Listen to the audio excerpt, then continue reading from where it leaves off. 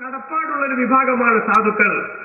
ആ സാധുക്കൾക്ക് അവരുടെ ആവശ്യങ്ങൾ അറിഞ്ഞ് സഹായം ചെയ്യാനുള്ള ബാധ്യത സമൂഹത്തിലെ പണമുള്ളവർക്കുണ്ടെന്ന് ബഹുമാനപ്പെട്ട ഖുർആൻ വഫീ അംവാലിഹിം ഹഖ്ഖുൻ മഅലൂം ലിസ്സായിലി വൽ മഹറൂം. അവരുടെ ധനത്തിൽ ചോദിച്ചു വരുന്ന ആളുകൾക്കും അഭിമാനമോർത്ത് ചോദിക്കാത്തവർക്കും വ്യക്തമായിട്ടുള്ള ബാധ്യത ഉണ്ട്, കടമുണ്ട്, പാലിച്ചു വരണം. റസൂലുള്ളാഹിന്റെ സഹാബികൾ, സുഫത്തിന്റെ അഹ്ലുകാരായ സഹാബികൾ, അവരെ കുറിച്ച് ഖുർആൻ എന്താ പറയുന്നത്? യഹ്സബുഹുൽ ജാഹിലു അഗ്നിയാ മിന തഅഫുഫ്. മദീനത്ത് വോട്ടുപാത്രം പണയം വെച്ചതുപോലെ അള്ളാന്റെ ഹബീബിന്റെ കൂടെ തന്നെ മദീനത്തെ പള്ളിയിൽ കൂടിയിരിക്കുക സുഫത്തിന്റെ അഹ്ലുകാരായ സഹാബികൾ റസൂലുള്ളാഹിന്റെ ദർസിൽ ഇങ്ങനെ പഠിച്ചുകൊണ്ടിരിക്കുകയാണ്. ആ സുഫത്തിന്റെ അഹ്ലുകാരായ സഹാബികളിൽ പലരും കുടുംബങ്ങളില്ലാത്തവരാണ്. ഇനി വീട്ടിലെ കുടുംബങ്ങൾ ഉണ്ടെങ്കിൽ തന്നെ ആരുമില്ല, ഭക്ഷണം കൊടുക്കാനൊന്നും സംവിധാനമില്ല. ഓരോ ദിവസവും ഉച്ചക്ക് ളുഹ്ർസ്കാരം കഴിയുമ്പോൾ റസൂലുള്ളാഹിന്റെ മനസ്സിൽ തീയാണ്, ഇശാനിസ്കാരം കഴിയുമ്പോൾ നബിതങ്ങളുടെ മനസ്സിൽ ബേജാറാണ്. പഠിച്ചോനെ എന്റെ പാവപ്പെട്ട മുത്താലിമികൾ ഉണ്ടല്ലോ, ഓലിപ്പോ എവിടുക്കാ ചോറിന് പറഞ്ഞേക്കാൻ, ചെലവിന് പറഞ്ഞേക്കാൻ ഉണ്ടോ? ആ ചെലവിന് പറഞ്ഞേക്കുന്ന ശൈലിന്നാണ് നമ്മുടെ നാട്ടിലെ പള്ളി ദർസ് ഉണ്ടായത്. ആ പള്ളി ദർസ് വാസ്തവത്തിൽ ദീനിന്റെ ഏറ്റവും പ്രധാനപ്പെട്ട സംരക്ഷണത്തിന്റെ കവചമാണ്. അത് തകർക്കലാണ് ഇന്ന് ലോകത്ത് പലപ്പോഴും നടന്നുകൊണ്ടിരിക്കുന്നത്. പള്ളി ദർസ് ഇല്ലാണ്ടായിക്കൊണ്ടിരിക്കുന്നു, ദീന് തകരുന്നു എന്നാണ് അതിന്റെ അർത്ഥം. നമുക്ക് അങ്ങനെ ഈ മുത്താലിമികളോ റസൂൽ ഇശാസ്കാരം കഴിഞ്ഞാൽ പറയും, അല്ല ആരെങ്കിലും വീട്ടിൽ രണ്ടാൾക്കുള്ള ഭക്ഷണം ഉണ്ടെങ്കിൽ എന്ത് ചെയ്യണം? രണ്ടാള് പെരയിൽ തന്നെ ഉണ്ടെങ്കിൽ മൂന്നാമത്തെ ആളിനി കൊണ്ടുപോകണം. കാരണം രണ്ടാളെ ഭക്ഷണം മൂന്നാൾക്ക് മതിയാകും, അള്ളാഹു അതിന് ബർക്കത്ത് തരും, ഒരാളെ കൂടെ നിങ്ങൾ കൂട്ടിക്കൊണ്ടോണം. അങ്ങനെ ചിലപ്പോൾ വീട്ടിലേക്ക് കൂട്ടിക്കൊണ്ടുപോകും. ഇന്നിപ്പോ നമ്മൾ ഭക്ഷണമൊക്കെ ഉണ്ടാക്കിയിട്ട് കമ്മിയാണ്ടാന്ന് വിചാരിച്ച് ഉണ്ടാക്കിയിട്ട് വേസ്റ്റേക്ക് തട്ടേണ്ടേ പുറത്തേക്ക്. അതേസമയത്ത് ഹബീബ് റസൂലുള്ളാഹിന്റെ കാലത്ത് ഉള്ള ഭക്ഷണം തന്നെ എന്തേക്കും, ചിലപ്പോ 2 ഈത്തപ്പഴോ 3 ചപ്പാത്തിയൊക്കെ കഴിക്കും. അതുള്ളവർക്ക് എന്തായാലും രണ്ടാമത് ഉണ്ടല്ലോ എന്ന് വിചാരിച്ചിട്ട് എന്തൊക്കെയിലേക്കും. കുട്ടിക്ക് ലേശം വിശപ്പ് കൂടിയിട്ട് ഉള്ളതിന് ഒന്ന് മൂപ്പര് തിന്നുകണം. ഇനി ആകെ ഇങ്ങനെയുള്ള ഒന്നേ ഉള്ളൂ എന്ന് പറഞ്ഞാൽ ഈ ഡിസ്നറിനായിട്ട് ചെന്നിക്കാണ് മറ്റേ സഹാബിയെ. മൂപ്പരെന്താ ചെയ്യാ? സംഗതി കുട്ടികൾ പറ്റിച്ചിരിക്കണ്, ഇനി നിങ്ങൾ പോയിക്കോളി എന്നല്ല പറയാ. ഭാര്യനോട് ചെന്നിട്ട് പതുക്കെ പറയും, പിന്നെ ഒരു നമ്പർ പോടണം. എന്താ നമ്പർ? ഞാനൊരു കാര്യം ചെയ്യും, പിന്നെ മൂപ്പർക്ക് ഈ ഭക്ഷണം കൊണ്ടു കൊടുത്ത് നിങ്ങൾ കഴിച്ചോളൂ, ഞാനും പെണ്ണുങ്ങളോട് ആത്തുനിന്ന് കഴിച്ചോളാന്ന് പറയും. അത് പറയുമ്പോ പാത്രങ്ങൾ ഇങ്ങനെ എടുക്കലും വെക്കലും കേമാണോ? ഉള്ളിലൊരു സംഗതിയില്ല. എന്നാൽ പുറത്തുനിന്ന് ഭക്ഷണം കഴിക്കുന്ന ആൾക്ക് തോന്നണം സംഗതി അകത്ത് എന്ത് ചെയ്യുന്നുണ്ട്, ഇവര് ഭക്ഷണം കഴിക്കുന്നുണ്ട്. കാരണം ഇല്ലെങ്കിൽ ഓലും കഴിക്കൂല. അതുകൊണ്ട് ഓലെ കൊണ്ട് അത് കഴിപ്പിക്കാൻ വേണ്ടിയിട്ട് അകത്ത് ശരിക്ക് പാത്രം പോവുകയും അതേപോലെ തന്നെ ഭക്ഷണം വിളമ്പടൊക്കെ തിരക്കാനുള്ള രൂപത്തിൽ കയ്യിലൊക്കെ ഇട്ടിങ്ങനെ കടല കച്ചവടക്കാരുടെ വഴി ഇതിലിട്ടിങ്ങനെ ഇളക്കിയിട്ട് ഇതെന്ത് ചെയ്യണം, അതൊന്നായിട്ട് ഉത്സാഹമാക്കണം. മൂപ്പർ പോണ വരെ സംഗതി അങ്ങനെ നടക്കണം എന്ന് പറഞ്ഞ് ആ അതിഥിയായിട്ട് വന്ന ആൾക്കുള്ള ഭക്ഷണം കൊടുത്ത് പട്ടിണി കടന്ന് ജീവൻ കഴിച്ചു കൂട്ടിയ ബഹുമാനപ്പെട്ട സഹാബികൾ, എന്റെ പ്രിയപ്പെട്ട സഹോദരന്മാരെ, ആ ഹബീബ് റസൂലുള്ളാഹ് അവരോടൊപ്പം ഇരിക്കുകയാണ്. അബൂ ഹുറൈറ റളിയല്ലാഹു അൻഹു, ഒരു വകുപ്പില്ലാത്ത അബൂ ഹുറൈറ റസൂലുള്ളാഹിന്റെ പ്രിയപ്പെട്ട കൂട്ടുകാരനാണ്. അബൂ ഹുറൈറയുടെ തോളിൽ കൈയിട്ട് നടക്കാൻ റസൂലുള്ളാഹിക്ക് വിഷമല്ല. ഇന്നിപ്പോ ജോലിയില്ലാത്ത പണിയില്ലാത്ത 5 കാശിന് വകയില്ലാത്ത ഒരാള് നമ്മളെ കമ്പനിയിലുണ്ടെന്ന് പറയാൻ നമുക്ക് വിഷമല്ലേ? അതേ സമയത്ത് നമുക്ക് കമ്പനിക്ക് കിട്ടേണ്ടത് ആരെയാണ്? നമ്മളെക്കാളും ഉയർന്ന സ്റ്റേജിൽ നിൽക്കുന്ന ഹൈ പൊസിഷനിലുള്ള ആളോടൊപ്പം കമ്പനി കൂടിയാൽ അതാണ് നമുക്ക് താല്പര്യം. ഒരിക്കലും അത് ശരിയല്ല. മറിച്ച് സാധുവിനോട് നമുക്ക് ഇഷ്ടം വേണം, അവനോട് നമ്മൾ അടുപ്പം കാണിക്കണം. അടുപ്പം കാണിക്കാൻ പറയുന്നത് ഓന്റെ ഒപ്പം ഇരുന്ന് ഭക്ഷണം കഴിക്കാൻ നമുക്ക് പറ്റണം, ഓന്റെ കൂടെ ഇരുന്ന് ഭക്ഷണം കഴിക്കാൻ നമുക്ക് പറ്റണം. ഓന്റെ വീട്ടിലേക്ക് നമ്മൾ എന്തിനെങ്കിലും ഒന്ന് വിളിച്ചാൽ പോകാൻ നമുക്ക് നേരം ഉണ്ടാകണം, അല്ലേ? പലപ്പോഴും എന്താ സാധുവിന്റെ അവിടെ നിന്നൊരു നോമ്പറുണ്ട്, ഓൻ വെറുതെ മനുഷ്യനെടുക്കാറാക്കാൻ ഞാൻ എന്നും കുടിച്ചത് ആ ജ്യൂസ് ഉണ്ടല്ലോ, അങ്ങനത്തെ നല്ല ജ്യൂസൊന്നും എന്തായാലും തപസ്സിരുന്ന ഓനുണ്ടാക്കാൻ പറ്റൂല. വെറുതെ മനുഷ്യനെടുക്കാറാക്കാൻ വേണ്ടിയിട്ട് ഓരോരുത്തന്മാരും ഇങ്ങോട്ട് ഇറങ്ങും. അതുകൊണ്ട് ഞാൻ പോണില്ല, അല്ലേ? ഞാൻ പോണില്ല. സാധുവിന്റെ വീട്ടിൽ നോമ്പുറക്കാൻ നമുക്ക് പറ്റിയില്ല. സാധുവിന്റെ വീട്ടിൽ കല്യാണത്തിന് വിളിച്ചപ്പോ പോകാൻ നമുക്ക് കഴിയില്ല. ആ സമയത്ത് നമ്മൾ കാശ് കവറിലിട്ട് കൊടുത്തയച്ചിട്ടുണ്ട്.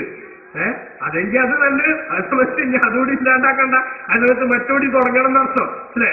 ഔസാരി ഖലീലി, എന്റെ ചങ്ങാതി ഹബീബ് റസൂൽ എന്നോട് കൽപ്പിച്ചിട്ടുള്ളത് ബിഹുബ്ബിൽ മസാക്കീൻ, സാധുക്കളെ സ്നേഹിക്കാനും വദ്ദുനൂബിമിൻഹും, അവരോട് അടുപ്പം കാണിക്കാനുമാണ്. നമുക്ക് സമൂഹത്തിൽ ബാധ്യതയുള്ള പ്രത്യേക വിഭാഗമാണ് സാധുക്കൾ. അതേപോലെ വൗസാനി, എന്റെ ഹബീബ് റസൂലുള്ള എന്നോട് കൽപ്പിച്ചു, എന്ന അസില റഹിമി, എന്റെ കുടുംബ ബന്ധം ചേർക്കണമെന്ന് റസൂലുള്ള എന്നോട് കൽപ്പിച്ചു. വൈന്നത് ബറക്, അത് പിന്നിട്ട് പോയാലും ശരി, കുടുംബത്തിന് ഞാൻ എത്ര അങ്ങോട്ട് നോക്കിയാലും കുടുംബക്കാരിന്റെ ഇങ്ങോട്ട് നോക്കണില്ല. ഞാൻ എത്ര അവർക്ക് കൊടുത്താലും അവരെക്കെന്ന് നല്ല വാക്ക് കേൾക്കുന്നില്ല. ഞാൻ അവരോട് എത്ര ബന്ധം ചേർത്താലും അവരെന്നോട് ഇങ്ങോട്ട് ബന്ധം ചേർക്കുന്നില്ല. എന്റെ വീട്ടിൽ എന്തുണ്ടെങ്കിലും ഞാൻ അവിടെ പോയി പറയും, അവരാരും ഇങ്ങോട്ട് വരാറില്ല. അവരുടെ വീട്ടിൽ വല്ല സംഗതികളും ഉണ്ടെങ്കിൽ എന്നോട് പറയാറുമില്ല. അവിധത്തിലൊക്കെ പലപ്പോഴും കുടുംബത്തിൽ നിന്ന് മോശമായ പ്രതികരണം ഇങ്ങോട്ടുണ്ടാവാം. എന്നാലും ശരി, നമ്മൾ ബന്ധം ചേർത്തുകൊണ്ടേയിരിക്കണമെന്ന് ഹബീബ് റസൂൽ എന്നോട് കൽപ്പിച്ചിട്ടുണ്ട്. അതേപോലെ ഉസാനി, എന്റെ ഹബീബ് എന്നോട് കൽപ്പിച്ചു, അല്ലാ ഖാഫ ഫില്ലാഹി ലൗമത ലായിം, പടച്ചവന്റെ വിഷയത്തിൽ, ദീനിന്റെ വിഷയത്തിൽ ആക്ഷേപകന്റെ ആക്ഷേപമൊന്നും ഞാൻ പേടിക്കേണ്ടതില്ലെന്ന്. ദീനിന്റെ കാഴ്ചപ്പാടനുസരിച്ച് നമ്മൾ ജീവിക്കുമ്പോ ചിലപ്പോ നാട്ടിൽ പലരും നമ്മളെ ആക്ഷേപിക്കുന്നുണ്ടാകും. ഇപ്പോഴും 6-ാം നൂറ്റാണ്ടിൽ ആ അവസ്ഥയുമായി തിച്ചങ്ങായി നടക്കാണോ എന്ന് പറയുന്നവരുണ്ടാകും. പക്ഷെ അത് നീ പ്രശ്നമാക്കേണ്ടതില്ല, അത് നീ പരിഗണിക്കേണ്ടതില്ല എന്ന് റസൂൽ എന്നോട് ഉപദേശിച്ചിട്ടുണ്ട്. ഉസാനി, എന്റെ ഹബീബ് എന്നോട് കൽപ്പിച്ചു, എന്ന ഖൂലൽ ഹഖ വഇൻ കാന മുറ, കൈപ്പേറിയതാണെങ്കിലും സത്യം പറയാൻ. സത്യം പറഞ്ഞാൽ ചിലപ്പോൾ വളരെ വിഷമങ്ങൾ ഉണ്ടായെന്നിരിക്കും, എന്നാലും ശരി, ആ സത്യം തന്നെ പറയണമെന്ന് നിർബന്ധ ബുദ്ധിയിലേക്ക് എന്റെ ചങ്ങാതിയായ റസൂൽ എന്നോട് എത്തിച്ചു. ഉസാനി, എന്നോട് നബിതങ്ങൾ കൽപ്പിച്ചു, ലാ ഹൗല വലാ ഖുവത ഇല്ലാ ബില്ലാഹ്, ലാ ഹൗല വലാ ഖുവത ഇല്ലാ ബില്ലാഹ് എന്ന ദിക്ർ വർദ്ധിപ്പിക്കാൻ റസൂൽ എന്നോട് കൽപ്പിച്ചു. ഫഇന്നഹാ കൻസും മിൻ കുനൂസിൽ ജന്ന, അത് സ്വർഗ്ഗത്തിന്റെ നിധികളിൽപ്പെട്ട ഒരു നിധിയാണെന്ന് ബഹുമാനപ്പെട്ട നബി സല്ലല്ലാഹു അലൈഹി വസല്ലം തങ്ങൾ പറഞ്ഞിട്ടുണ്ട്. അപ്പൊ ഇത് ഞാനിപ്പോ സൂചിപ്പിക്കുന്ന സംഗതി എന്താണ്? അത് ആ കുടുംബ ബന്ധം ചേർക്കണം, അവരിങ്ങോട്ട് ബന്ധം മുറിക്കാൻ നോക്കിയാലും എന്ന് ബഹുമാനപ്പെട്ട റസൂലുള്ള പഠിപ്പിച്ചിട്ടുണ്ട്. അതുകൊണ്ട് തന്നെ നമുക്കറിയില്ലേ പ്രിയമുള്ളവരെ, അബ്ദുല്ലാഹ് ഇബ്നു അംർ ഇബ്നുൽ ആസ് റളിയല്ലാഹു അൻഹു റിപ്പോർട്ട് ചെയ്യുന്ന ഹദീസിൽ കാണാം, ലൈസൽ വാസിലു ബിൽ മുകാഫിഇ, അങ്ങോട്ട് ചുവടൊപ്പിച്ച് നിൽക്കുന്നവനല്ല കുടുംബ ബന്ധം ചേർക്കുന്നവൻ.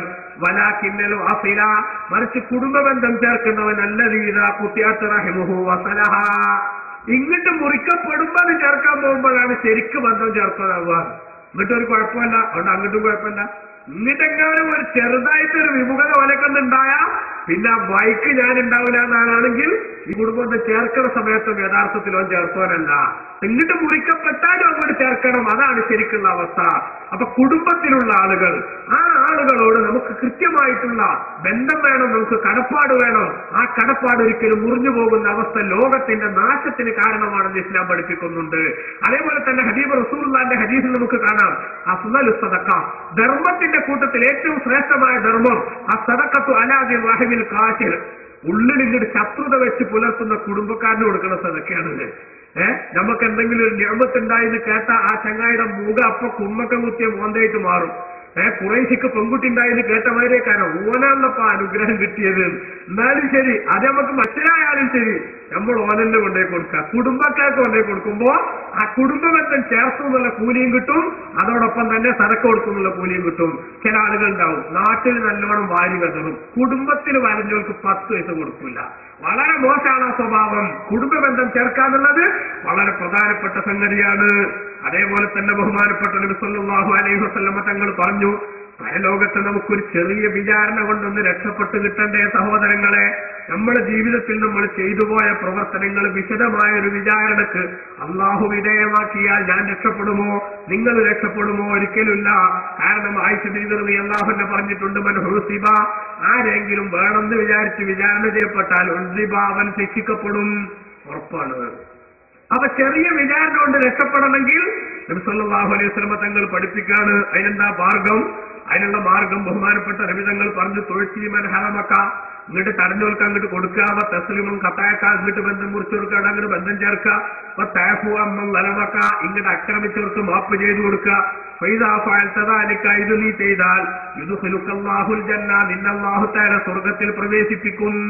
അപ്പൊ ഈ വിധത്തിൽ കുടുംബത്തിലുള്ള ആളുകളിൽ നിന്ന് ഇങ്ങോട്ട് മോശമായിട്ടുള്ള എന്തെങ്കിലും ഉണ്ടായാലും നമ്മൾ അങ്ങോട്ട് വിട്ടുകൊടുത്തിട്ട്, സമൂഹത്തിൽ നിന്ന് നമുക്ക് ഏറ്റവും കടപ്പാടുള്ള വിഭാഗമാണ് കുടുംബക്കാരെന്ന് നമ്മൾ മനസ്സിലാക്കണം. ഇനി നിങ്ങൾ നോക്ക്, ഗൗരവത്തിൽ കാര്യം റസൂൽ എന്ന് പറയാൻ നബി സല്ലല്ലാഹു അലൈഹി വസല്ലം തങ്ങൾ പറയാണ്, ഒരു ദിവസം അബ്ദുല്ലാഹി ഇബ്നു അബീ ഔഫ റളിയല്ലാഹു അൻഹു നിവേദനം ചെയ്യുന്ന ഹദീസ്, കുന്നാ ജുലൂസൻ ഇൻദ നബി സല്ലല്ലാഹു അലൈഹി വസല്ലം, ഞങ്ങൾ റസൂലുള്ളാഹിന്റെ അടുത്ത് ഇരിക്കുകയാണ്.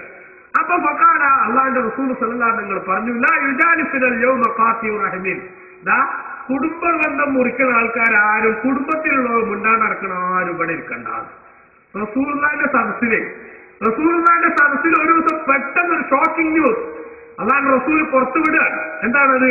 കുടുംബ ബന്ധം മുറിക്കുന്ന ഒരാളും നമ്മൾ സദസ്സിലിരിക്കരുത്. അപ്പൊ ഇനി മുറിച്ചുപോയാണെങ്കിൽ അപ്പൊ നീച്ചോ നമ്മളാണെങ്കിൽ?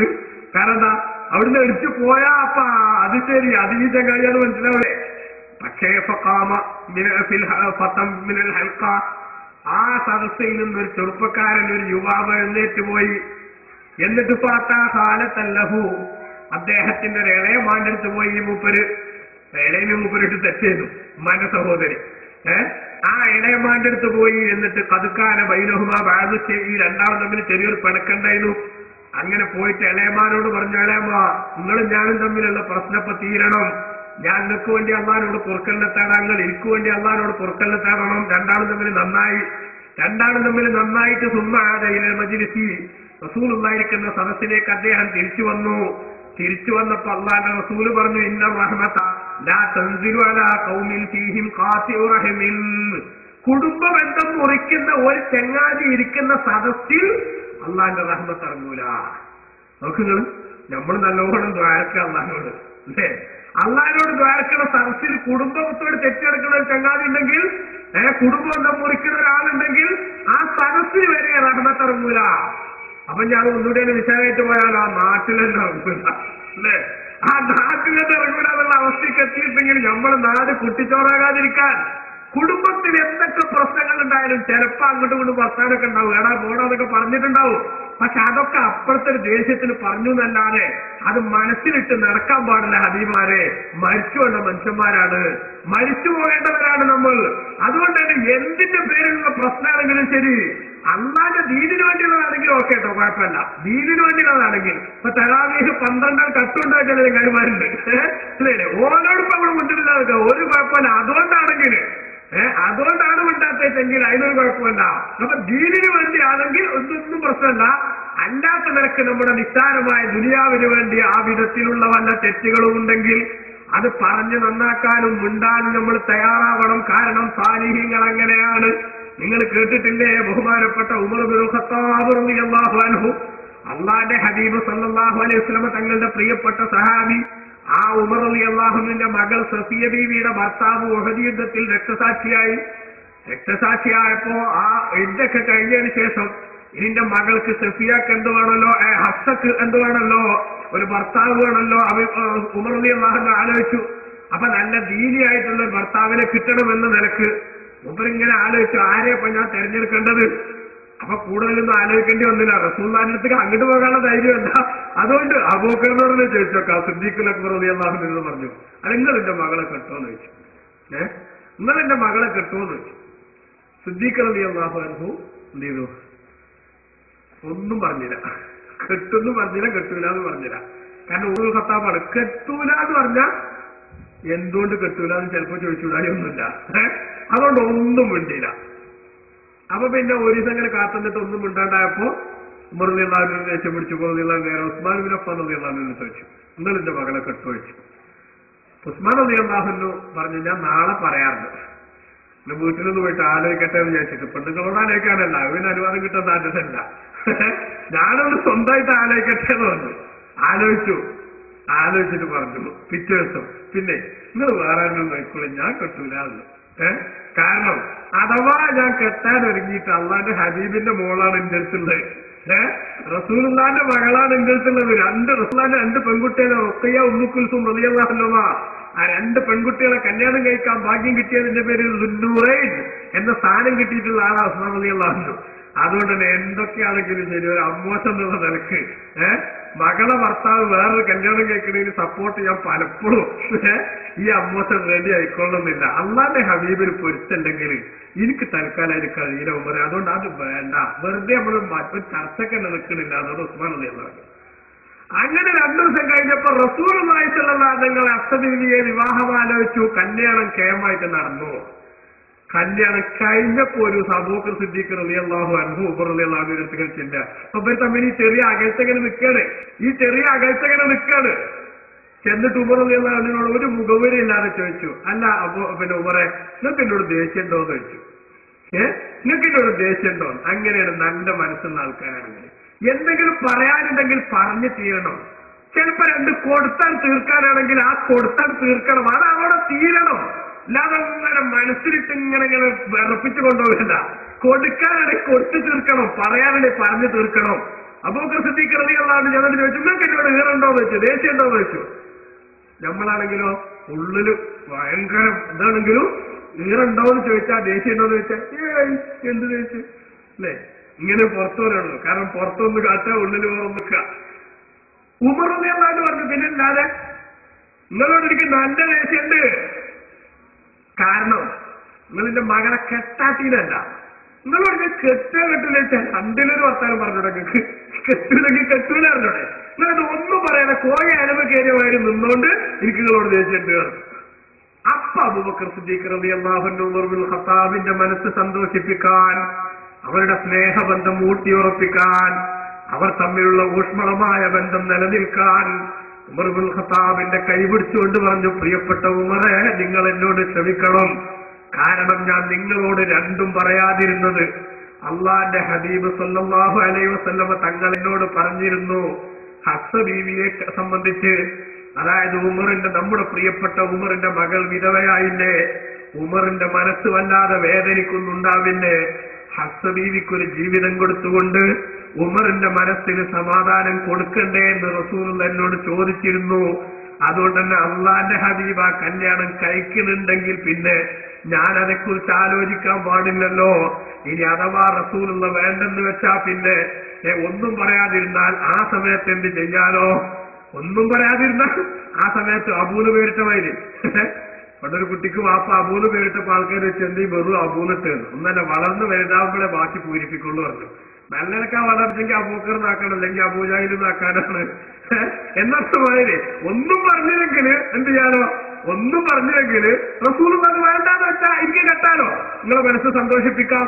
അതേസമയത്ത് നബിതങ്ങൾ കെട്ടാണെങ്കിലോ, റസൂൽ എന്നോട് ഇങ്ങനെ വളരെ സ്വകാര്യമായിട്ടൊരു കാര്യം പറഞ്ഞത് ഞാൻ മറ്റൊരാളോട് പറയുന്നത് ശരിയല്ലല്ലോ. റസൂലുള്ളാഹിന്റെ ഒരു സീക്രട്ട് ഞാൻ പുറത്തുവിടാൻ പാടില്ല എന്നതുകൊണ്ടാണ് ഞാൻ നിങ്ങളോട് നേരത്തെ ഒന്നും പറയാതിരുതെന്ന് പറഞ്ഞപ്പോ ഉമർ ഇബ്നുൽ ഖത്താബിന്റെ മനസ്സ് തെളിഞ്ഞു. നിങ്ങൾ നോക്കൂ സഹോദരന്മാരെ, ജീവിതത്തിൽ കുടുംബത്തിൽ ചിലപ്പോ ഉണ്ടായ പ്രശ്നങ്ങൾ, ചിലപ്പോ സത്യമായിട്ടൊരു ബന്ധം ഉണ്ടാവില്ല, പ്രശ്നങ്ങൾ ഉണ്ടാണ് അല്ലേ, സത്യമായിട്ടൊരു ബന്ധം ഉണ്ടാവില്ല. പെണ്ണുങ്ങൾ അങ്ങോട്ട് ഭർത്താവിന് കയറി വന്ന ഭാര്യന്റെ മൂട്ടിക്കൊടുത്തതാണ്, മൂട്ടിക്കൊടുത്തപ്പോൾ കയറിയത് ആര്? പുതിയപ്പള. എന്നിട്ടാണ് എന്ത് ഒന്നും അറിയാത്ത അമ്മാനോട് വിട്ട് മേക്കിട്ട് വരുന്നത് അല്ലേ. എത്ര പുതിയപ്പളാരുണ്ട് അങ്ങനെ, ആലോചിക്കണം. അങ്ങനെ മൂട്ടിക്കൊടുക്കുന്ന ഭാര്യമാർ, തലയണ മന്ത്രം നടത്തുന്ന ഭാര്യമാർ, അവരാലോചിക്കണം ഇത് നിങ്ങൾക്ക് തിരിച്ചടിക്കുമെന്ന്. അതേപോലെ തന്നെ ചിലപ്പോ ഈ വീട്ടിൽ വന്ന് കയറിയ പെണ്ണൊന്നും അറിയണ്ടാവില്ല, മകൻ ഇങ്ങനെ കയറി വരുമ്പോ അമ്മ ഒരു ഭയങ്കര കരച്ചില്, 5 പെണ്ണുങ്ങൾ ആട്ടും തുപ്പും കേൾക്കാനാണോ എന്തെങ്കിലും ഇവിടെ എത്തിക്കണമെന്ന് ചോദിച്ചിട്ട് ഒരൊറ്റ കരച്ചില്. ആ സാധനം ഒന്നും അറിഞ്ഞിട്ടുണ്ടാവില്ല അല്ലേ. കേട്ട മാതിരി കേൾക്കാത്ത മാതിരി ഒന്നും ആലോചിക്കാതെ അവിടെ പോയിട്ട് ഒരു ലാത്തി ചാർജ് നടത്തിയിട്ട് ഇവളെ കയ്യും കാലൊക്കെ മുറിച്ചിട്ടിട്ട് പിന്നെ അവിടെ ഭയങ്കര കലഹമാറുണ്ടാക്കുന്ന ആൾക്കാർ ഇങ്ങനെയൊക്കെ ലോകത്തുണ്ട്. ഒരിക്കലും തന്നെ കുടുംബത്തിലെ വിട്ടുപോകുന്ന കണ്ണികളെ വിളക്കിച്ചേർക്കാനല്ലാതെ ആ വിടവ് വർദ്ധിപ്പിക്കാനുള്ള ശ്രമങ്ങൾ ഒരു മനുഷ്യനും നടത്താൻ പാടില്ല. അത് സമൂഹത്തോടുള്ള നമ്മുടെ പ്രത്യേകമായ കടപ്പാടിന്റെ ഭാഗമാണ്. അതേപോലെ തന്നെ നിങ്ങൾ നോക്കൂ, ഭാര്യ മക്കൾ, അവരോട് സമൂഹത്തിലുള്ള ഏറ്റവും പ്രധാനപ്പെട്ട ഒരു വിഭാഗമാണ് ഭാര്യ മക്കൾ. ഇവരോട് ഭർത്താവിന് നല്ല കടപ്പാടുണ്ട്, നല്ല ബാധ്യത ഉണ്ട്. ബഹുമാനപ്പെട്ട റസൂലുള്ളാഹി സ്വല്ലല്ലാഹു അലൈഹി വസല്ലമ തങ്ങള് നമ്മളെ പഠിപ്പിച്ചിട്ടുണ്ട്, നിങ്ങളുടെ കുടുംബത്തിൽ ഖൈറുക്കും ഖൈറുക്കും ലിഅഹ്ലിഹി, നിങ്ങളുടെ കൂട്ടത്തിൽ ഏറ്റവും നല്ല മനുഷ്യന്മാര് കുടുംബത്തോട് നല്ല നിലക്ക് നിൽക്കണവരാ. പെണ്ണുങ്ങളോടും കുട്ടികളോടും നല്ല നിലക്ക് സ്നേഹത്തോടെ സഹവർത്തിത്വത്തോടെ നിൽക്കണവരാണ്. ഇഞ്ചി അടിച്ച കുരങ്ങിന്റെ മാതിരി പെണ്ണുങ്ങളോട് വർത്താനം പറയുന്നത് നല്ല സംസ്കാരമല്ല, നല്ല സ്വഭാവമല്ല. പോത്തനെ തല്ലും പോലെ പെണ്ണുങ്ങളെ തല്ലിന് വലിയ കാര്യമാണ് വിചാരിക്കുന്നത്, അതും ശരിയല്ല. ഹബീബ് റസൂലുള്ളാഹി സ്വല്ലല്ലാഹു അലൈഹി വസല്ലം പറഞ്ഞില്ലേ, ഒരു വിശ്വാസിനിയായ സ്ത്രീയോട് നിങ്ങൾ വല്ലാതെ ദേഷ്യം പിടിക്കല്ലേ. ചിലപ്പോ എന്തെങ്കിലും അവിടെ കാട്ടിയത് നമുക്ക് പറ്റിയിട്ടുണ്ടാവില്ല, എന്നാലും ശരി ഒരു സ്വഭാവം പറ്റിയില്ലെങ്കിൽ നമുക്ക് പറ്റണം 100 സ്വഭാവം അപ്പുറത്തോളൊക്കെ ഉണ്ടാവില്ലേ. അതുകൊണ്ട് നിങ്ങൾ എന്ത് ചെയ്യരുത്, അവരെങ്ങൾ ദേഷ്യം പിടിക്കുകയും മാറ്റി നിർത്തുകയും ചെയ്യരുത്. അതേപോലെ ഭാര്യമാരെ, ഈ ലോകത്ത് സ്ത്രീ വിഭാഗത്തിന് ഭാര്യ എന്ന സ്ഥാനം കിട്ടിയ ഒരു പെണ്ണിന് അവർക്ക് ഏറ്റവും കടപ്പാടുള്ളത് ആരോടാണെന്ന് ആയിഷ ബിബി റളിയല്ലാഹു അൻഹ റസൂലുള്ളാഹിനോട് ചോദിച്ചു. ഏറ്റവും കടപ്പാടുള്ളത് ആരോടാണ്? അപ്പൊ ബഹുമാനപ്പെട്ട നിബിധങ്ങൾ പറഞ്ഞു സൗജുഹ, ഓളെ ഭർത്താവിനോടാണ് ഏറ്റവും കടപ്പാട്. സ്വന്തം ബാപ്പ മരിച്ചിടത്തേക്ക് പോകരുത് എന്നെങ്ങാനും ഒരു ഭർത്താവ് ഭാര്യയോട് പറഞ്ഞാൽ, നിന്റെ വാപ്പ മരിച്ചിട്ട് ആ മയ്യത്ത് കാണാൻ പോകാത്തതിന്റെ പേരിൽ നിങ്ങൾ തലാക്കണ്ട, അതിന്റെ അപ്പുറം ഉണ്ടാക്കണേ, ഉണ്ടാക്കിക്കോളി എന്ന് പറഞ്ഞ് പോകല് ക്ഷേമത്തരല്ല. ഭർത്താവിന്റെ അനുവാദമല്ലാതെ വീട്ടിൽ നിന്ന് പുറത്തിറങ്ങല് തെറ്റാണ്. വാപ്പ മരിച്ചിടത്തോടത്തേക്ക് പോകണ്ടെന്ന് പറയുന്ന ഇച്ചങ്ങായി കുറച്ച് മോശക്കാരൻ തന്നെ, അത് വേറെ വിഷയം അല്ലേ. സ്വന്തം ഭാര്യന്റെ വാപ്പ മരിച്ചിടത്തോടത്തേക്ക് മകളോട് പോകണ്ടെന്ന് പറഞ്ഞ ചെങ്ങായി കണ്ണിച്ചോനല്ലാത്തവനല്ലേ, അങ്ങനെയൊന്നും പറയാൻ പാടില്ല. പക്ഷെ അങ്ങനെ ഒരുത്തരോട് പറഞ്ഞാൽ ബഹുമാനപ്പെട്ട ഇസ്ലാം പഠിപ്പിക്കുന്നത് എന്താ? ആ ബാപ്പ മരിച്ചിടത്തേക്ക് പോകാതെ വീട്ടിന്റെ ഉള്ളിൽ ഇരുന്നുകൊണ്ട് എന്റെ പ്രിയപ്പെട്ട ബാപ്പാന്റെ പരലോക മോക്ഷത്തിനു വേണ്ടി ദ്വാർക്കാനും ഖുർആനോദി ഹദിയ ചെയ്യാനും എന്നെ കൊണ്ട് കഴിയുന്ന പോലെ ബാപ്പാക്ക് സദഖ ചെയ്യാനും അല്ലാതെ ഭർത്താവിന്റെ അനുവാദമില്ലാതെ വീട് വിട്ട് പുറത്തിറങ്ങാൻ ഭാര്യക്ക് അവകാശമില്ല. ഇതെത്ര പെണ്ണുങ്ങൾക്കറിയാം അല്ലേ? വീട്ടിൽ പോണ കാര്യം പറയുന്നിടത്താണ് പല മാപ്പിളയും പെണ്ണുങ്ങളും തെറ്റല്. എത്ര ദിവസം നിൽക്കണം എന്നുള്ള കണക്കിന് അല്ലേ? നിന്റെ കുടിയിൽ പോയിട്ട് എനിക്ക് എത്ര ദിവസം വിരുന്ന് പാർക്കണം എന്ന വിഷയത്തിലാ പല മാപ്പിളയും പെണ്ണുങ്ങളും തെറ്റല്. അവിടുന്ന് തുടങ്ങിയത് പ്രശ്നം. ഞാൻ 2 ആഴ്ച കഴിഞ്ഞിട്ടേ വരുള്ളൂ. ഇവള് തൽക്കാലം 2 ആഴ്ച കഴിഞ്ഞിട്ടാണെങ്കിൽ കാലാകാലങ്ങൾ നിന്നോന്ന് വരും അല്ലേ? അങ്ങനെയാണ് പ്രശ്നം തുടങ്ങുക. ഒരിക്കലും തന്നെ ഭർത്താവിന്റെ അനുമതി ഇല്ലാതെ പെണ്ണ് എവിടെയും ഒരു സംഗതിക്കും നിൽക്കാൻ പാടില്ല. അതുകൊണ്ടാണ് റസൂലുള്ളാഹി സംബന്ധിച്ച് ഏറ്റവും കൂടുതൽ പെണ്ണിന് കടപ്പാടുള്ള സൗജുഹ ഭർത്താവിനോടാണ്. അതേസമയത്ത് ആണിന് കടപ്പാട് ആരോടാന്ന് ചോദിച്ചപ്പോൾ റസൂലുള്ളാഹി നിങ്ങൾ പറഞ്ഞത് ഉമ്മാനോടാണ്. അല്ലേ? ആണിന് കടപ്പാട് ആരോടാന്ന് ചോദിച്ചപ്പോ ഉമ്മാനോടാണ്. ആ പെണ്ണുങ്ങളും തമ്മിൽ പ്രശ്നങ്ങൾ ഉണ്ടെങ്കിൽ ആ പ്രശ്നത്തിൽ ഉമ്മാനെ സന്തോഷിപ്പിക്കുന്ന സമീപനം സ്വീകരിക്കണം. ഭാര്യ നിരപരാധിയാണെങ്കിൽ ഭാര്യനെയും കൂടെ വെറുപ്പിക്കാത്ത ഭാര്യനെയും കൂടെ ശരിയാക്കുന്ന സമീപനം എടുക്കണം എന്നത് വേറെ സംഗതി. കാരണം അങ്ങനെയുണ്ട്, ഉമ്മ എന്ത് ചെയ്തു, അല്ലെങ്കിൽ അപ്പ പെണ്ണുങ്ങളെ തലാക്കെല്ലാം പറഞ്ഞു. എന്നാ തലാക്കെല്ലാണെന്ന് റസൂൽ പറഞ്ഞിട്ടുണ്ട്. ആ തലാക്കെല്ലാണെന്ന് പറഞ്ഞൊരു വിഷയം പിൽക്കാലത്ത് അത് വെച്ചിട്ട് എന്റെ ബാപ്പ എന്നോട് തലാക്കെല്ലാം പറഞ്ഞിട്ടുണ്ട് അഹമ്മദ് നമ്പർ റളിയല്ലാഹു അൻഹു നിന്റെ അടുത്ത് ഒരാൾ ചെന്നിട്ട് പറഞ്ഞു. അപ്പോ വിഷയം അന്വേഷിച്ച് നോക്കുമ്പോ യഥാർത്ഥത്തിൽ ബാപ്പാടെ മുഷ്കാണ് അവിടെ. ബാപ്പാക്കാണിപ്പോ 2 കിട്ടേണ്ട കുറവുള്ള അവിടെ. അപ്പൊ അഹമ്മദ് നമ്പർ റളിയല്ലാഹു അൻഹു പറഞ്ഞു, വെറുതെ ഒരു പെണ്ണിന്റെ ജീവിതം തുറക്കേണ്ടതില്ലാതെ. അപ്പൊ വന്നാൽ വെച്ചു, അല്ല തങ്ങളെ, അള്ളാന്റെ റസൂലിന്റെ കാലത്ത് ഉമർ ബിൻ ഖത്താബ് റളിയല്ലാഹു അൻഹു മരുമകളുടെ തലാക്കില്ലെന്ന് മകനോട് പറഞ്ഞപ്പോ റസൂലിനെ ചെല്ലിക്കോന്ന് എന്നെ പറഞ്ഞിട്ടുള്ളത്, അതുകൊണ്ട് ഞാൻ കുറ്റക്കാരനാകുമോന്ന് വെച്ചു. അപ്പൊ ഉടനെ തന്നെ മൂപ്പര മറുപടി എന്താ അറിയോ, ഉമർ ബിൻ ഖത്താബിനെ പോലത്തെ നീതിബോധമുള്ള ആളാണ് എന്റെ വാപ്പാച്ചെങ്കിൽ എന്ത് ചെയ്യുമോ, എന്റെ വാപ്പാച്ചെങ്കിൽ ചെല്ലിക്കോ. ഇത് നമ്മൾ വളരെ പ്രധാനപ്പെട്ട ഒരു കാര്യം മനസ്സിലാക്കാണ്ട്. ഉമർ ബിൻ ഖത്താബിനെ പോലത്തെ ഒരാളാണ് നിന്റെ വാപ്പയെങ്കിൽ ഒന്നും ആലോചിക്കാല്ല, ഉടനെ തന്നെ എന്ത് ചെല്ലിക്കോ, ഭാര്യനെ തലാക്കി ചെല്ലിക്കോ. അല്ലേ? അങ്ങനെ ഉമ്മ പറയുന്നതിനും ബാപ്പ പറയുന്ന തലാക്കേണ്ട നിൽക്കുകയാണെങ്കിൽ അതിനല്ലാതെ ഏതെങ്കിലും മക്കൾക്ക് നേരണ്ടൊക്കെ ഇവിടെ ഉണ്ടാവില്ല. അപ്പൊ എന്ത് വേണം, ഞാൻ മുമ്പൊക്കെ സൂചിപ്പിച്ചിട്ടുള്ള പോലെ ഡബിൾ റോളിൽ അഭിനയിച്ചിവിടെ നമ്മുടെ കുടുംബത്തിലുള്ള ഓരോരുത്തരോടുള്ള ബാധ്യത, ഭാര്യയോടുള്ള ബാധ്യത ഭംഗിയായി നിർവഹിക്കണം. അതേപോലെ തന്നെ മക്കളോടുള്ള ബാധ്യത ഭംഗിയായി നിർവഹിക്കണം. നമ്മുടെ മക്കൾ അവരെ വളർത്തുന്ന രംഗത്തും അവരുമായി ബന്ധപ്പെട്ട സംഗതികൾ സൂചിപ്പിക്കുന്ന രംഗത്തുമൊക്കെ വളരെ വ്യക്തമായിട്ടുള്ള സമീപനം നമ്മൾ സ്വീകരിക്കണം. ഒരിക്കലും തന്നെ ഭർത്താവിനെ വെറുപ്പിച്ചുകൊണ്ട് ഒരു ദിവസം പോലും കഴിഞ്ഞു പോകുന്ന ഒരവസ്ഥ ഭാര്യക്കുണ്ടാകാൻ പാടില്ല. ഭർത്താവിനോട് പിണങ്ങിയിട്ട് ഒരു രാത്രിയെങ്ങാനും ഒരു ഭാര്യ കഴിയുന്നുവെങ്കിൽ ആ പിണക്കത്തിന്റെ കാരണം എന്തു തന്നെ ആയാലും ബഹുമാനപ്പെട്ട റസൂലുള്ളാഹി പഠിപ്പിക്കുന്നത് ആകാശലോകത്തെ വാസസ്ഥലമായ മലക്കുകളൊക്കെ അവളെ ശപിച്ചുകൊണ്ടിരിക്കുമെന്നാണ്.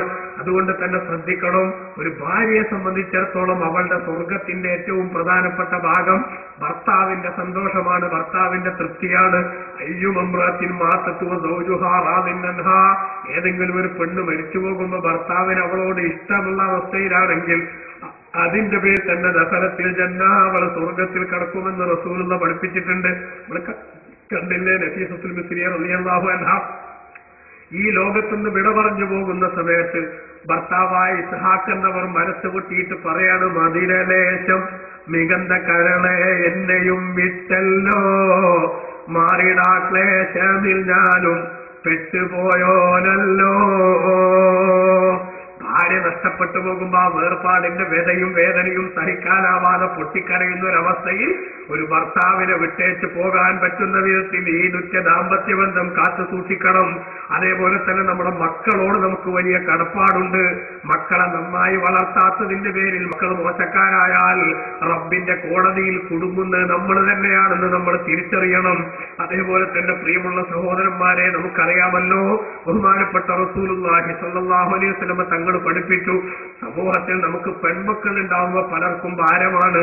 അല്ലാഹുവിന്റെ റസൂൽ സ്വല്ലല്ലാഹു നിങ്ങൾ പറഞ്ഞു, നിങ്ങൾക്ക് നരകത്തിൽ നിന്ന് നിങ്ങളെ കാത്തുരക്ഷിക്കാനുള്ള മറയാണ് വാസ്തവത്തിൽ പെൺമക്കൾ. ഒരാൾക്ക് 2 പെൺകുട്ടികൾ ഉണ്ടായി അവരെ വളർത്തിക്കൊണ്ടുവന്ന് അവർക്ക് മര്യാദ പഠിപ്പിച്ചു, അവരുടെ ജീവിതത്തിന്റെ എല്ലാ കാര്യങ്ങളും നന്നാക്കി നോക്കിയാൽ അതാ അവർക്ക് ഏറ്റവും വലിയ നരകത്തിൽ നിന്ന് മോചനത്തിനുള്ള വഴിയായിട്ട് അത് മാറിക്കിട്ടും. അതുകൊണ്ട് തന്നെ കുടുംബത്തിലുള്ള ഇത്തരം ആളുകളോടുള്ള മര്യാദകളെ കുറിച്ച് നമ്മൾ ശ്രദ്ധിക്കണം. അതേപോലെ തന്നെ പ്രിയമുള്ള സഹോദരന്മാരെ, പൊതുജനത്തോട് നമുക്ക് ബന്ധമുണ്ട്, പൊതുജനത്തോട് നമുക്ക് കാഴ്ചപ്പാടുണ്ട്, അവരോട് നമുക്ക് കടമയുണ്ട്.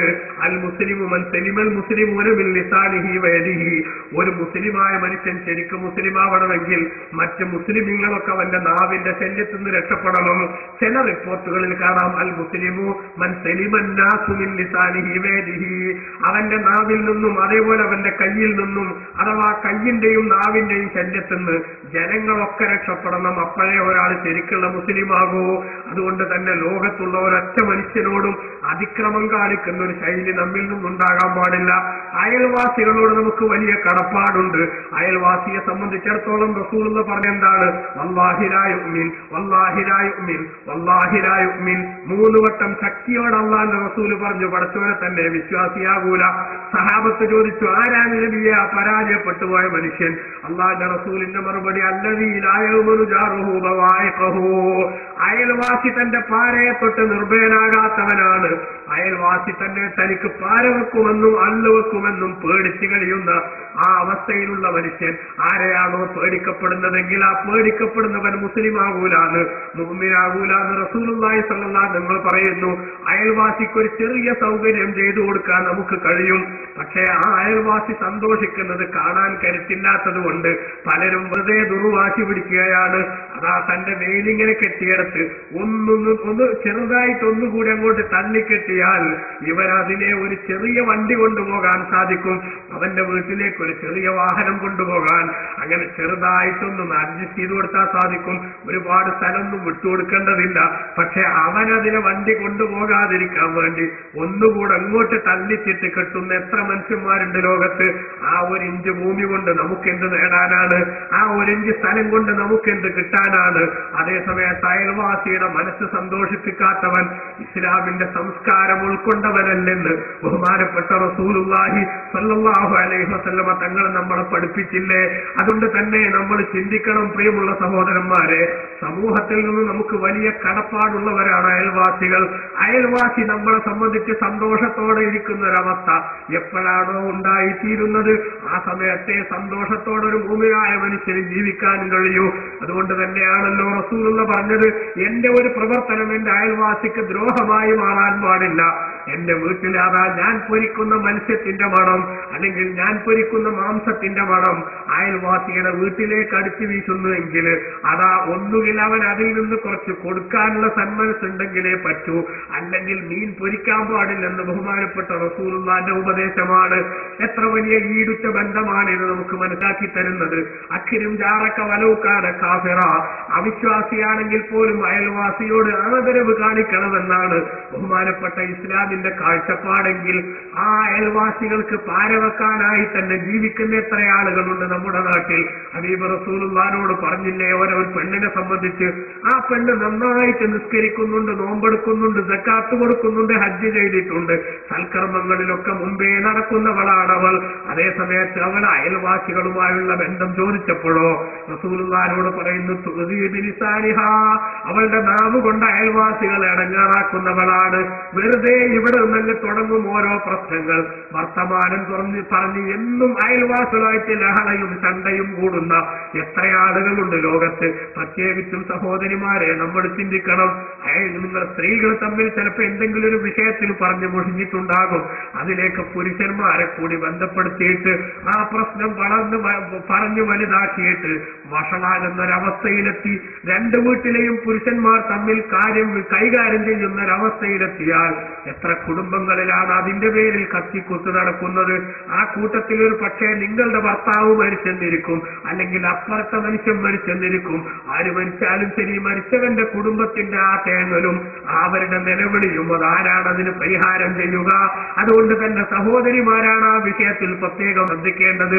അയൽ വീട്ടിലുള്ളവർക്ക് നിഅമത്ത് കിട്ടുന്നത് നമുക്ക് വിഷമം തോന്നാൻ പാടില്ല, അത് നമുക്ക് സന്തോഷമാകണം. അയൽ വീട്ടിലെ കല്യാണം മുടക്കാൻ എത്ര ആളുകളാണ് അതാ ഉറക്കമൊഴിച്ച് കാത്തിരിക്കുന്നത്. ഒരു നല്ല പ്രപ്പോസൽ അടുത്ത വീട്ടിലെ പെൺകുട്ടിക്ക് വരുന്നു. ആ കല്യാണം എങ്ങാനും നടന്നു കഴിഞ്ഞാൽ പിന്നെ ആ അയൽവാസിയായ പെണ്ണിന് ചെറിയൊരു അഹങ്കാരം വരുമോ എന്ന പേടി കൊണ്ട് എനിക്ക് കിട്ടിയതിനേക്കാളും നല്ല പുതിയ പട അപ്പുറത്തെ വീട്ടിലുള്ള പെൺകുട്ടിക്ക് കിട്ടാൻ പാടില്ലെന്ന അസൂയയോടുകൂടെ ചിന്തിക്കുന്ന എത്ര സഹോദരിമാരുണ്ട് നാട്ടിൽ. അതേപോലെ സഹോദരന്മാരുണ്ട് നാട്ടിൽ. അതാ അടുത്ത കച്ചവടക്കാരന് എങ്ങനെയും പണം കിട്ടാൻ പാടില്ല, അവന്റെ കച്ചവടം പൂട്ടിപ്പോകാൻ വേണ്ടി അള്ളുവെക്കുന്ന എത്ര അയൽ കച്ചവടക്കാരുണ്ടാകും ലോകത്ത്. നമ്മൾ ആലോചിക്കണം, ഒരു മുസ്ലിമിന്റെ സാമൂഹ്യ ബാധ്യതയിൽ ഏറ്റവും പ്രധാനപ്പെട്ടതാണ് അയൽവാസിക്ക് തന്നെ സംബന്ധിച്ച് സന്തോഷത്തിന്റെ അവസ്ഥ. അത് നമ്മൾ ഉണ്ടാക്കി വെക്കണം. നമ്മളുടെ പ്രവർത്തനം കൊണ്ട് അയൽവാസി ഒരിക്കലും തന്നെ ദുഃഖിക്കേണ്ട, അയൽവാസി വേദനിക്കേണ്ട ഒരു സാഹചര്യം ഉണ്ടായിക്കൂടാ. അതേപോലെ തന്നെ നിങ്ങൾ കണ്ടില്ലേ, ബഹുമാനപ്പെട്ട റസൂലുള്ളാഹി സ്വല്ലല്ലാഹു അലൈഹി വസല്ലം തങ്ങൾ പറഞ്ഞു, നേരത്തെ ഞാൻ സൂചിപ്പിച്ചതുപോലെ നമ്മുടെ സമൂഹത്തിൽ ഒരുപാട് പാവപ്പെട്ടവരുണ്ട്, വല്ലാതെ കഷ്ടപ്പെടുന്നവരുണ്ട്, ജീവിതത്തിന്റെ രണ്ടറ്റം കൂട്ടിമുട്ടിക്കാൻ വേണ്ടി കഠിനാധ്വാനം ചെയ്യുന്നവരുണ്ട്. അതൊന്നും കണ്ടില്ലെന്ന് നടിക്കാൻ പാടില്ല. സാധുക്കളെ അവഗണിക്കുന്ന ഒരു സമൂഹം വിജയിക്കില്ലെന്ന് ഇസ്ലാമിന്റെ തീരുമാനമാണ്. നിങ്ങൾക്കറിയില്ലേ, ഹബീബ് റസൂലുള്ള പറഞ്ഞതായി അതിൽ നിന്ന് മനസ്സിലാക്കി അബൂ ഹുറൈറ റളിയല്ലാഹു അൻഹു പറഞ്ഞു, വലീമ, ഏറ്റവും വൃത്തികെട്ട ഭക്ഷണം ഒരു കല്യാണത്തിന്റെ സദ്യയാണ്. എങ്ങനത്തെ സദ്യയുത് പണക്കാരെ മുഴുവനും ആ സദ്യയിലേക്ക് ക്ഷണിച്ചിട്ടുണ്ട്. അതേസമയത്ത് പാവങ്ങളെ അവോയ്ഡ് ചെയ്തിട്ടുണ്ട്. പാവങ്ങളെ ക്ഷണിക്കാതെ പണക്കാരെ മാത്രം ക്ഷണിച്ചൊരു സദ്യ, ഒരു വിവാഹ സൽക്കാരം ഒരുക്കിയിട്ടുണ്ടെങ്കിൽ ഏറ്റവും വൃത്തികെട്ട ഭക്ഷണം അതാണെന്ന് ഹബീബ് റസൂലുള്ളാഹി സ്വല്ലല്ലാഹു അലൈഹി വസല്ലം തങ്ങൾ പറയുമ്പോൾ ഈ സമൂഹത്തിലെ പാവപ്പെട്ടവർ അവരോടാണ് നമുക്ക് ഏറ്റവും കൂടുതൽ ബന്ധം വേണ്ടത്. യതീമുകളെ നോക്കാൻ പലപ്പോഴും നാട്ടിനിഷ്ടം പോലെ യതീംഖാനകളുണ്ട്. അതേപോലെ തന്നെ കൊടുക്കാൻ ആളുകൾ റെഡിയാണ്. ബാപ്പയില്ലാത്ത കുട്ടിയല്ലേ, അവർക്ക് വേണ്ടതൊക്കെ ചെയ്തു കൊടുക്കാമെന്ന് സമൂഹം മനസ്സിലാക്കുന്നു. പല യതീംഖാനകളിലും ഇന്ന് കുട്ടികളെ കിട്ടാതെ അവരുദ്ദേശിക്കുന്ന ടാർഗറ്റ് പൂർത്തിയാക്കാനാവാതെ കമ്മിറ്റിക്കാര് കഷ്ടപ്പെടുകയാണ്. അതേസമയത്ത് നിങ്ങൾ നോക്ക്, ബാപ്പ മരിക്കാത്തതിന്റെ പേരിൽ അതാ വിദ്യാഭ്യാസം മുടങ്ങിപ്പോയ കുട്ടികൾ എത്രയുണ്ട് നമ്മുടെ നാട്ടിൽ. ബാപ്പ മരിക്കാത്തതിന്റെ പേരിൽ പുറംനിറഞ്ഞു നിൽക്കുന്ന എത്ര പെൺകുട്ടികളുണ്ട് നമ്മുടെ നാട്ടിൽ. അതേസമയത്ത് ഈ ഇടത്തരക്കാരായ പാവങ്ങളെ അവര് നമ്മുടെ മനസ്സിലൊക്കെയും ഉണ്ടാകേണ്ട ഒരു സംഗതിയാണ്. അത്തരക്കാരായിട്ടുള്ള ആളുകളുടെ ഉന്നമനത്തിൽ ഏറ്റവും കൂടുതൽ ശ്രദ്ധിക്കുന്നവരാവണം നമ്മൾ. സാധുക്കൾക്കും വിധവകൾക്കും ഒക്കെ വേണ്ടി അവരുടെ ഉന്നമനത്തിന് വേണ്ടി അധ്വാനിക്കുന്നവർ, രാത്രി മുഴുവനും നിന്ന് നിസ്കരിക്കുകയും പകല് മുഴുവനും സുന്നത്ത് നോമ്പെടുക്കുകയും ചെയ്യുന്നവരെ പോലെ, അല്ലാഹുവിന്റെ മാർഗത്തിൽ യുദ്ധം ചെയ്യുന്നവരെ പോലെ പ്രതിഫലത്തിന് അർഹരാണെന്ന് ഹബീബ് റസൂലുള്ള പഠിപ്പിക്കുമ്പോൾ അദ്വിധത്തിലുള്ള എല്ലാ ആക്ടിവിറ്റീസിലും പ്രത്യേകമായി ബന്ധം സ്ഥാപിക്കാൻ എന്റെ പ്രിയപ്പെട്ട സഹോദരന്മാരെ നമുക്ക് സാധിക്കണം. നമ്മുടെ ഇടയിലുള്ള ബന്ധം സുദൃഢമാക്കുന്നതിന് ഏറ്റവും വലിയ തടസ്സമായി കടന്നു വരുന്നത് പലപ്പോഴും പരദൂഷണത്തിന്റെ വൃത്തികെട്ട സ്വഭാവമാണ്. അതേപോലെ അസൂയ എന്ന് പറയുന്ന ഒരു രോഗം മനുഷ്യനെ വല്ലാതെ ബാധിക്കുകയാണ്. ഈ ലോകത്ത് ഞാൻ അവരെക്കാൾ പുറയിലല്ല എന്ന ചിന്തയിൽ നിന്നാണ് പലപ്പോഴും അദ്വിധത്തിലുള്ള കുഴപ്പങ്ങളൊക്കെ കടന്നു വരുന്നത്. ഒരു ചെറിയ കാര്യം സൂചിപ്പിച്ചുകൊണ്ട് ഞാൻ നിർത്തട്ടെ പ്രിയമുള്ളവരെ. ബഹുമാനപ്പെട്ട ഉവൈസുൽ ഖർനി റളിയല്ലാഹു അൻഹു ആരാണ് ഉമ്മാക്ക് ഖിദ്മത്തെടുത്തതിന്റെ പേരിൽ റസൂലുള്ളാഹി സ്വല്ലല്ലാഹു അലൈഹി വസല്ലം ഇതാ ഇസ്ലാമിന്റെ പ്രബോധനം നടത്തുന്ന കാലത്ത് മദീനയിൽ വരാൻ കഴിയാത്ത ആളാണ്. അതുകൊണ്ട് തന്നെ സഹാബിയാകാൻ ഭാഗ്യം കിട്ടിയില്ല. യമനിൽ നിന്ന് വരേണ്ടതാണ്. ഉമ്മാക്ക് ഖിദ്മത്തെടുക്കാൻ മറ്റാരുമില്ലാത്തത് കൊണ്ട് റസൂലുള്ളാഹിനെ ഒന്ന് വന്ന് കണ്ട് സഹാബിയായി വിശ്വസിച്ച് തിരിച്ചു പോകാൻ സമയം കിട്ടിയില്ല. പക്ഷേ മനസ്സിന്റെ ഉള്ളിൽ എല്ലാവരെക്കാളും ഇഷ്ടം റസൂലുള്ളാഹിനോട് കാത്തു സൂക്ഷിച്ചു. ആ ഉവൈസുൽ ഖർനി റളിയല്ലാഹു അൻഹു അതാ ജീവിതത്തിന്റെ പ്രാരാബ്ദങ്ങളുടെ നടുവിൽ വല്ലാതെ കഷ്ടപ്പാട് സഹിച്ചുകൊണ്ടിരിക്കുന്ന ഒരു ഘട്ടം, പിന്നെ വലിയ ഹോട്ടലുകളുടെ എച്ചിൽ ഇലകളിട്ടുകൊണ്ടിരിക്കുന്ന ആ വലിയ കൂരയിൽ നിന്ന്, എച്ചിലിന്റെ കൂരയിൽ നിന്ന് ഇലകളെടുത്തിട്ട് അതിലുള്ള ഭക്ഷണത്തിന്റെ അവശിഷ്ടങ്ങൾ വടിച്ചെടുത്ത് കഴിക്കാൻ വേണ്ടി ബഹുമാനപ്പെട്ടവരിങ്ങനെ ശ്രമിച്ചുകൊണ്ടിരിക്കുമ്പോ ആ ഭാഗത്തേക്ക് അതാ ഒരു നായ കടന്നു വരുന്നു. ആ നായയും അതേ ലക്ഷ്യത്തിന് വന്നതാണ്. അങ്ങനെ കുറെ ഭക്ഷണമുള്ള ഒരു ഇല കിട്ടിയപ്പോൾ അതിങ്ങനെ ബഹുമാനപ്പെട്ട ബഹുമാനപ്പെട്ട ഉവൈസുൽ ഖർനി റളിയല്ലാഹു അൻഹു കഴിക്കാൻ നോക്കുമ്പോ അവിടെ വന്ന നായ ഒച്ചയുണ്ടാക്കുകയാണ്. ആ നായക്കൊരു സ്വഭാവം കൊണ്ട് ഒക്കെ ഞാനല്ലാതെ വേറെ ആരും തിന്നാൻ പാടില്ല എന്നുള്ള ചിന്തയാണ്. അതുകൊണ്ട് തന്നെ എത്ര ഉണ്ടെങ്കിലും ശരി, ഇട്ട് മൂടാനുണ്ടായാലും ശരി, വേറെ നായ വന്നാൽ പോലും ഈ നായ കുരക്കാൻ തുടങ്ങും, പോടാണെന്നും പറഞ്ഞ്. അതേസമയത്ത് ബഹുമാനപ്പെട്ട ഉവൈസുൽ ഖർനി റളിയല്ലാഹു അൻഹുവിന്റെ മുമ്പിൽ ആ നായ കുരക്കാൻ തുടങ്ങിയപ്പോ ഉവൈസ് റളിയല്ലാഹു അൻഹു പറഞ്ഞു, നായേ, നീ ഒരിക്കലും തന്നെ കുരക്കണ്ട, നീ ഒരിക്കലും തന്നെ പ്രതിഷേധിക്കണ്ട. നിന്റെ അടുത്തുനിന്ന് നീ കഴിച്ചോ, എന്റെ അടുത്തുനിന്ന് ഞാൻ കഴിച്ചോളാം. കാരണം എന്താണ്? നായയായ നീയോ അല്ലെങ്കിൽ ഞാനോ ഈ രണ്ടിൽ ആരാണ് നല്ലവരെന്ന് ഇപ്പോൾ പറയാറായിട്ടില്ല. ഇൻജുസ്തു സിറാത്ത. എന്റെ പ്രിയപ്പെട്ട സഹോദരന്മാരെ, സഹോദരിമാരെ, നമ്മൾ മനസ്സിലാക്കണം, ഈ ലോകത്ത് ഞാൻ കേമനാണെന്നും ഞാൻ ഏറ്റവും പവറുള്ളവളാണെന്നും ഒക്കെ പലപ്പോഴും അഹങ്കാരത്തിന്റെ സ്വഭാവത്തിൽ നമ്മൾ പറയാറില്ലേ?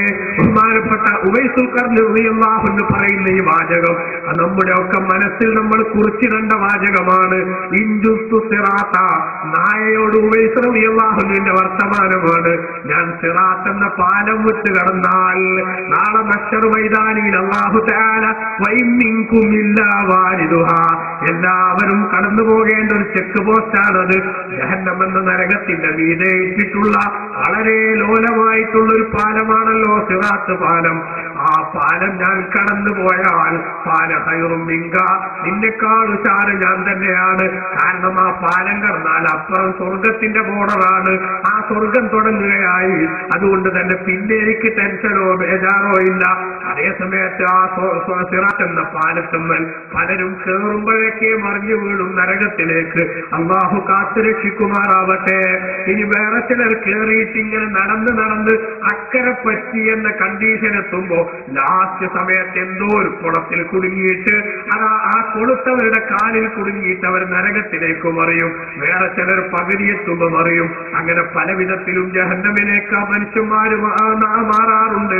അതുകൊണ്ട് തന്നെ അമ്പിയാക്കൾ പോലും ആ സിറാത്ത് എന്ന പാലത്തിന്റെ മേലെ തന്റെ ഉമ്മത്തികളിൽ ഓരോരുത്തർ കയറുമ്പോ പാലത്തിന്റെ അപ്പുറത്തുനിന്ന് ബേജാറിന്റെ സ്വരത്തിൽ പറയും, അല്ലാഹുമ്മ സല്ലിം, അല്ലാഹുമ്മ സല്ലിം, അല്ലാഹുമ്മ സല്ലിം. പഠിച്ചവനെ, എന്റെ സമുദായത്തിലെ മെമ്പറാണ് ഇപ്പൊ പാട്ട് കയറിയത്, അവനെ ഒന്ന് രക്ഷപ്പെടുത്തി തരണേ എന്ന് ജഹന്നം എന്ന നരകത്തിന്റെ മീതെ സ്ഥാപിച്ച ആ പാലത്തിലേക്ക് നോക്കിയിട്ട് ബഹുമാനപ്പെട്ട നബിമാര് പറയും, റസൂലുള്ളാഹി സ്വല്ലല്ലാഹു അലൈഹി വസല്ലം തങ്ങൾ നമ്മളോട് പറഞ്ഞിട്ടുണ്ട്, ഞാൻ ഒന്നുകിൽ ഈ സിറാത്ത് എന്ന പാലത്തിന്റെ അടുത്ത് നിങ്ങൾക്കൊരു സപ്പോർട്ടിന് വേണ്ടി നിങ്ങളെ കാക്കാൻ കാത്തിരിക്കും, അല്ലെങ്കിൽ ഹൗലുൽ കൗസർ എന്ന പാനീയത്തിന്റെ അടുത്ത് ഞാൻ നിങ്ങൾക്ക് വേണ്ടി കാത്തിരിക്കും, അല്ലെങ്കിൽ നന്മ തിന്മ തൂക്കുന്ന തുലാസിന്റെ അടുത്ത് ഞാനുണ്ടാകും. ഈ മൂന്നാലൊരു സ്ഥലത്ത് എന്നെ കാണാതിരിക്കില്ല എന്ന് അഷ്റഫുൽ ഖൽഖ് സ്വല്ലല്ലാഹു അലൈഹി വസല്ലം തങ്ങൾ പറഞ്ഞില്ലേ? അതുകൊണ്ട് അത് നോക്കിയിട്ടാണ് പറയുന്നത്. ബഹുമാനപ്പെട്ട ഉവൈസ് റളിയല്ലാഹു അൻഹു, ഓ നായേ, ഇൻജുസ്തു സിറാത്ത്, ഞാൻ സിറാത്ത് എന്ന പാലം വിട്ട് കടന്നാൽ ഫാന ഖൈറും മിൻക, ഞാൻ നിന്നെക്കാൾ ഉഷാറാണ്. കാരണം പിന്നെ ഞാൻ സ്വർഗാവകാശിയാണ്. റബ്ബിന്റെ ഇഷ്ടപ്പെട്ട ആളുകൾക്ക് മാത്രമേ റബ്ബ് സ്വർഗത്തിലേക്ക് അവസരം കൊടുക്കുകയുള്ളൂ. അതുകൊണ്ട് തന്നെ എനിക്ക് സ്വർഗത്തിന്റെ അവകാശിയാവാൻ കഴിയും. അതേസമയത്ത് ഞാൻ സിറാത്ത് പാലം വിട്ട് കടന്നില്ലെങ്കിൽ ഫാൻത ഖൈറും മിന്നി, എന്നെക്കാളും ഉത്തമൻ നീ തന്നെയാണ്, നിനക്കാണ് സ്ഥാനം. കാരണം എന്താ? എല്ലാ നായകളോടും എല്ലാ ജീവികളോടും അല്ലാഹു സുബ്ഹാനഹു വ തആല മഹ്ശറിൽ വന്നതിന് ശേഷം അവർ തമ്മിലുള്ള അവരുടെ ലോകത്ത് വല്ല അക്രമങ്ങളും കാണിച്ചിട്ടുണ്ടെങ്കിൽ ചെറുതായിട്ടുള്ള വിചാരണകൾ കഴിഞ്ഞതിന് ശേഷം അവകളോടൊക്കെയും അല്ലാഹു തആല പറയുമല്ലോ, നിങ്ങൾ മണ്ണ് മണ്ണായി പോയിക്കൊള്ളുവെന്ന്. അതുകൊണ്ട് തന്നെ നായ നരകത്തിൽ കടന്ന് കഷ്ടപ്പെടണ്ട, പോത്ത് നരകത്തിൽ കടന്ന് കഷ്ടപ്പെടണ്ട, കാക്ക നരകത്തിൽ കടന്ന് കഷ്ടപ്പെടണ്ട. അതൊക്കെ മണ്ണായി ദ്രവിച്ചു പോകുന്നു, അവർക്ക് പിന്നെ ഒന്നും അറിയണ്ട. അതേസമയത്ത് മനുഷ്യനായ ഞങ്ങളോ, മനുഷ്യരായ നമ്മളോ സ്വർഗത്തിലെത്താൻ കഴിയാതെ സിറാത്ത് എന്ന പാലത്തിൽ നിന്ന് കാലുവഴുതി താഴെ വീണുപോയാൽ പിന്നീട് നമ്മുടെ കാര്യം പോക്കല്ലേ, നമ്മുടെ ശിക്ഷകൾ ഇങ്ങനെ അനുഭവിക്കേണ്ടി വരുന്നവരല്ലേ. അതുകൊണ്ട് തന്നെയല്ലേ ബഹുമാനപ്പെട്ട ഖുർആനിൽ അല്ലാഹു തആല പറഞ്ഞത്, യഖൂലുൽ കാഫിറു യാ ലൈതനി കുന്തു തുറാബാ. അതാ വിശ്വാസിയായ മനുഷ്യൻ നരകത്തിൽ അവൻ അനുഭവിക്കാനുള്ള ശിക്ഷകളുടെ സാമ്പിളുകൾ കാണുമ്പോ അവനങ്ങ് പറഞ്ഞു പോകുന്നില്ലേ, ഞാനും മണ്ണായെങ്കിൽ എത്ര നന്നായിരുന്നു എന്ന്. എന്താണ് ആ പറഞ്ഞതിന്റെ താല്പര്യം? പട്ടികൾ മണ്ണായി പോകാനുള്ള നിർദ്ദേശം അവൻ കേട്ടു, അതേപോലെ പോത്തുകൾക്ക് മണ്ണായി പോകാനുള്ള നിർദ്ദേശം അവൻ കേട്ടു. അതേസമയത്ത് ഇവന് ജഹന്നമിലേക്കുള്ള സീറ്റ് റിസർവ് ചെയ്തു എന്ന വിവരമാണ് കേൾക്കുന്നത്. അങ്ങനെ ഈ പരീക്ഷണത്തിന്റെ തീച്ചൂളയിലിട്ട് വേവിക്കപ്പെടുന്ന ഒരവസ്ഥയിലേക്ക് എനിക്ക് എത്തുമോ എന്നറിയാൻ കഴിയുന്നത് വരെ, അതാണെങ്കിൽ ഞാൻ രക്ഷപ്പെടുമോ എന്ന് മനസ്സിലാകുന്നത് വരെ ഒരൊറ്റ മനുഷ്യനും സമാധാനത്തിന് വകയില്ലല്ലോ, ആശ്വാസത്തിന് വകുപ്പില്ലല്ലോ.